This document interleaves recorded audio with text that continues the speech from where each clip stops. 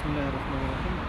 Albatta, Grozny қалағанда қараған фәтуаны мен қарап сықтым. Бик етек ыңғай яқлары бар. Менің шахсан фикрім сәйінде бик теге етек һорау тудырган ерләре бар Кыргызстанга каршы.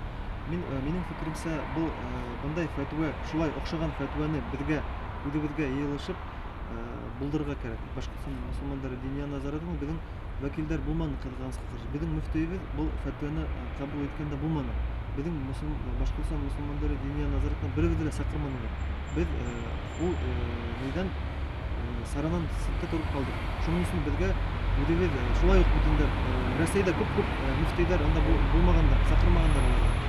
Шул Мәскәүдән мөфтиендә шуның өчен без бергәләшеп, йыелышып, кемнәр анда булмаган. Шундай ук фәтва шулай ук карарга кайсы бер һорау тудырган ерләрен алып ташлап, шундай матур бер фәтва үзебез яһап, шуны шулай ук правительствога тәкъдим итәргә кирәктер дип уйлыйм.